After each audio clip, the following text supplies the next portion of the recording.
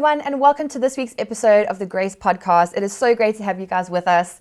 Tom has been filling in for a little while, and it's been so great to have the diversity on the podcast lately as well. So if you've missed any of those, remember you can catch up on our YouTube as well as our Facebook pages. Today I'm really excited though. I have Phil Tomlinson with us on our Grace Podcast. He's an incredible person. He is really great in making a difference in his local community, and he's also one of our missions and justice partners. So today I have him with me. You might have seen before, we've had various people on. We've had Anne Slatter from iCare, and we've had Raymond with us from the Dennis Hurley Centre as well. And so today that's why we're chatting with Phil, because he's one of our missions and justice partners. We want to highlight the ministries and the NPOs that he's involved with so that you guys can know how you can make a difference in your local communities. So Phil, why don't you say hi to everybody? Hello everybody. Thanks a lot for joining us. Nice little deep voice he's got going. So Phil, everyone's hearing me saying incredible person. You're probably going, how do we know that? So we would love to know from you just a brief history of who you are and your testimony, because you've got an amazing testimony, and I'd love those who are watching today to be able to share in that with you. 100%. I am incredible. You are incredible. I'm the best looking guy around. I'm glad you didn't say person, because then I'd like to dispute that with you. No, so you can have guy that, but around yeah, is fine, hundreds. yeah.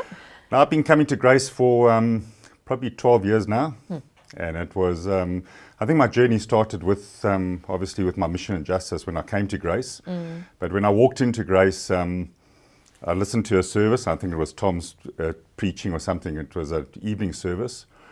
And for once, I didn't look at my phone once during the service. Sure. And that's when I realized I'm in the right church. Yeah. I've got very involved with Grace. I am an alcoholic.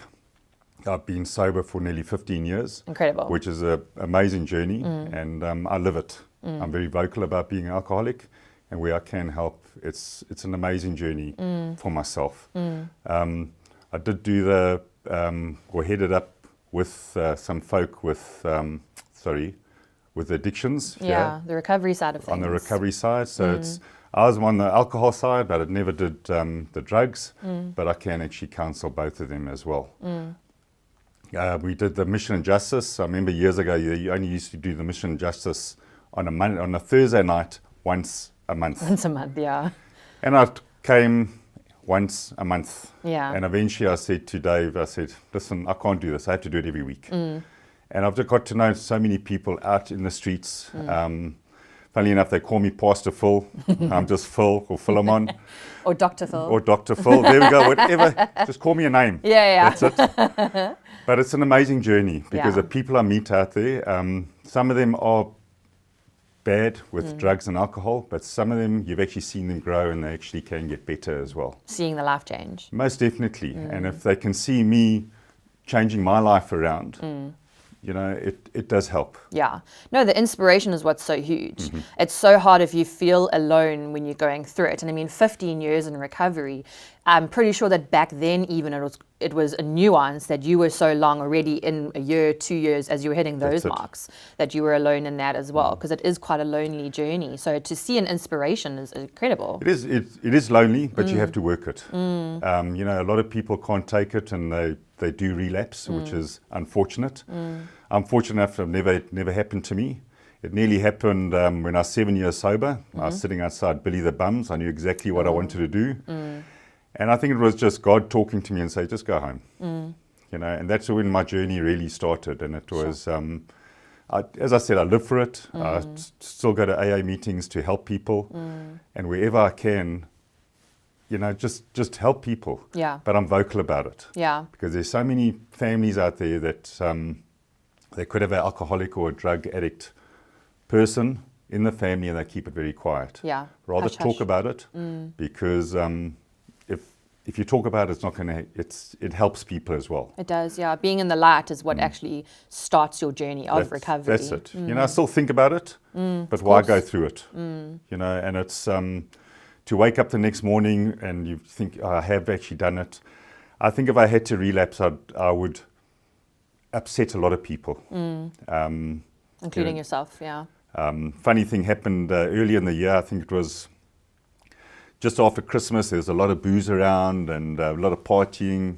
And I got in the car and Tammy said to me, she said, I was just in a different mode. And she said, if you go to the bottle store now, don't ever come back. And I needed to hear that. Tough and that love, and that is tough love. She tells me to go to meetings because she can see that I'm getting a bit aggro. That itchy phase. That's it. And it works. Yeah. So it's I've got a thing called it's sober sexy, and it works. I see that in your Facebook. You're often posting about sober is sexy. It is. That's it. Yeah. Look at this. Yeah. But also, this has to do with the fact that, I mean, we were just chatting about the fact that you've run 4 Comrades marathons. That's it. You can see that I'm quite an athlete. That's insane. Yeah, you should have heard his knees clicking earlier. He's definitely I'm a finely tuned specimen. It's awesome, you know, like the health that's come alongside the recovery as well. It's just phenomenal. And I mean, I'm sure, so I don't know if you can maybe tell us a little bit about your NPO. You've got an NPO called Sharing is Caring. Maybe let us know a little bit about that and how that came to be. Well, Sharing Caring came along. I was very involved with, obviously, the night missions with Nsenkwa. And Tammy and myself, she's been my partner for 7 years. Sorry, I had to just count there. Better be right. There again, it's just an amazing thing. You know, when I met Tammy, someone said she's got a young son. And she said, so this person said to me, this is a package deal. And I just treat her son as my son. Yeah. So basically, I've got 4 sons. So it's just an amazing journey. He does support the right rugby team and the racing driver, He better, but not the soccer team. So we're there. But no, I'm very blessed to have 4 amazing children. But Sharing and Caring just came. We were just talking the one day, and I said, you know, let's start something. She said, well, sharing is caring. We're caring for the community. And to me, that is even better than. It's awesome to do something with different people, but whatever faith you are, we will care for you. Exactly. We're all God's children. And that is the whole thing. And it's. I do remember when I first met Tammy, someone asked me, I was at Riverside Church, and they said, but where's Tammy? I said, no, she should come to church. And they said, she doesn't have to come to church. She's in her journey. And that's where I think it just works for us because she is in her journey. I'm in my journey, and we both respect each other. And it's amazing. She finds the places to take the food, and I deliver it. And the faces on those people that receive something just makes your day.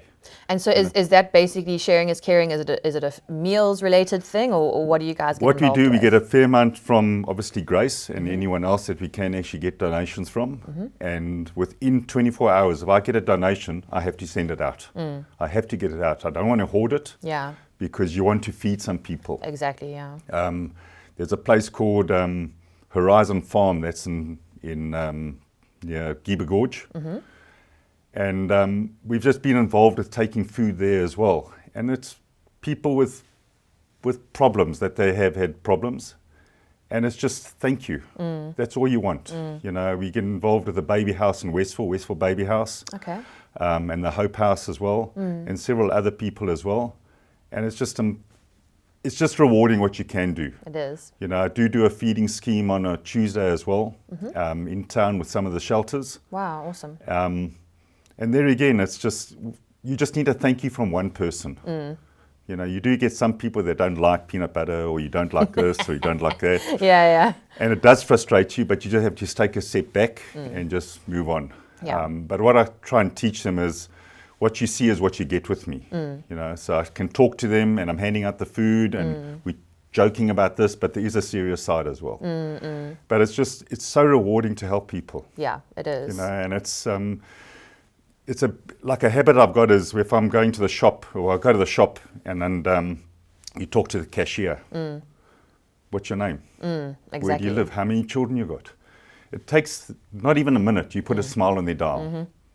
You know, it's getting out the car to fill up your car with petrol, helping the attendant. Don't just sit there and say, I want 100 rand. You know, just get out there and just ask them. And it's so much so that all the boys actually do that as well. They just chat to a person. And to be seen. I think so often it's those who feel unseen normally, which is it is often the cashiers, the people who pack your packets, the petrol attendants, and those kind of people.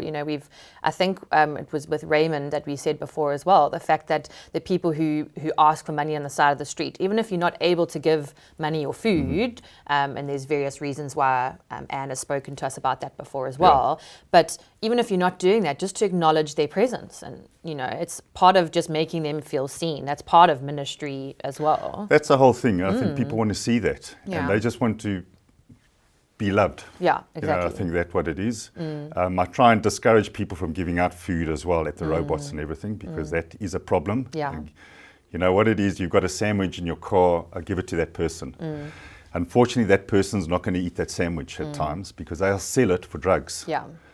And just recently we cleaned up Westford Post Office, and you must know this, the wasted food that I found there. Half-eaten sandwiches,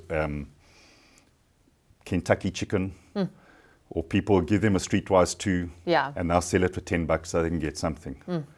So rather give that money to an NPO that is in a feeding scheme, and then it's all controlled, where there are a lot of people on the street. Yes, and you want to help them all, but your R5 is not helping them. You help them the right way. Probably I'm coming across quite harsh, but it's not helping them, because and it's not helping you, because you're just giving that person that R5. I've done a good thing, but you haven't done a good thing. You've actually enabled them to actually do their drugs. And that's why it's good to be educated on what NPOs are around your local communities, so that you can, at least if you're chatting with someone at the robots, for example, like how we're saying now, you can say, go to this place or that place, because I know there is a feeding scheme, or you can have a hot shower, or you can do this or that. Rather that, and you enable them to live a better life than just enable them to stay where they're at, So it's good that we need to educate ourselves on what is around our local communities. We've got obviously people who also watch our podcast from different countries and things. And so, this might not be your local community, but then we obviously always encourage you to find out who your local NPOs are and who your local feeding schemes are, so that the same concept applies, that you can then go towards those people that you want to help and advise them on where to go. So we're helping them without hurting them, like we're always wanting to do. Most definitely, and you're showing them a bit of love as well. Yeah. I do remember years ago, the one shelter needed a washing machine. And I put it on Facebook that we needed a washing machine for this one shelter. And I actually got an overseas person from, I think they're living in Holland at the time. Sure. Contacted me, and they donated money, and we got them a washing machine. Awesome. So it does help. And so many donations are going out on Facebook or social media. And yes, we have gone through bad times with the looting and everything like that.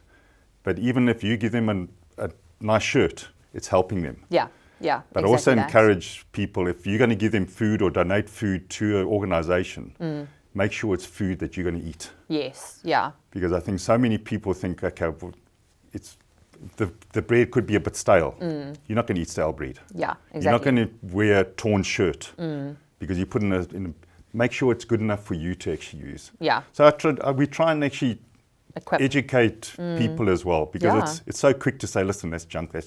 Exactly. I'll give it away, and you feel good for giving it away, but meanwhile, you should have maybe chucked it. Yeah. So a lot of the time when we collect clothes or anything like that, I do go through it just to double check that it's good enough to actually send out. Awesome. No, I like that a lot.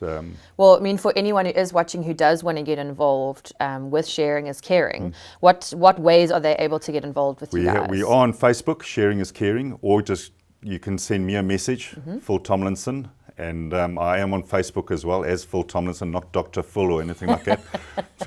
That's just an endearing nickname. That's it.